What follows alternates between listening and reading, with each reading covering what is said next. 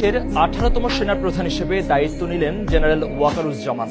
বিকেলে গণভবনে তাকে র্যাঙ্ক ব্যাজ পরিয়ে দেন নৌ ও বিমান বাহিনীর প্রধান।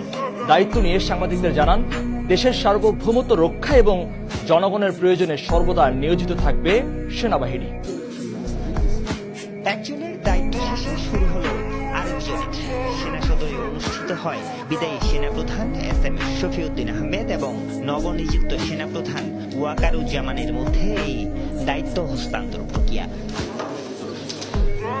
পরে গণভবনে প্রধানমন্ত্রীর উপস্থিতিতে নতুন সেনাপ্রধানকে র্যাঙ্ক ব্যাজ পরিয়ে দেন নৌ ও বিমান বাহিনীর প্রধান। ফুল দিয়ে নতুন সেনাপ্রধান জেনারেল ওয়াকারুজ্জামানকে শুভেচ্ছা জানান প্রধানমন্ত্রী শেখ হাসিনা। পরে সেনা সদরে গণমাধ্যমের সাথে কথা বলেন নবনিযুক্ত সেনাপ্রধান।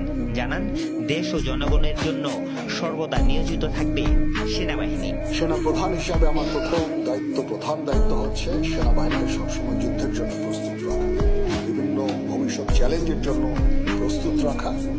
সেই কাজটাই ইনশাআল্লাহ আমি করে যাব। সেনাবাহিনী ইনেট টু সিভিল পাওয়ারে তার দায়িত্ব পালন করে। যদি সরকার আমাদের সেই দায়িত্ব দেয়, ওই দায়িত্ব আমরা নিষ্ঠার সাথে পালন করব।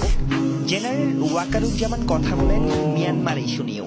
বলেন, রোহিঙ্গা ইস্যু ছাড়া দেশটির সাথে কোনো বিরোধ নেই, তবে উদ্ভূত যে কোনো পরিস্থিতি মোকাবেলায় প্রস্তুতি আছে বাংলাদেশ সেনাবাহিনীর। তারা নিজেরাই নিজেদের দেশে অলরেডি একটা সিভিল ওয়ারের মতো নিয়োজিত আছে। সিভিল ওয়ারে তারা কোনো ধরনের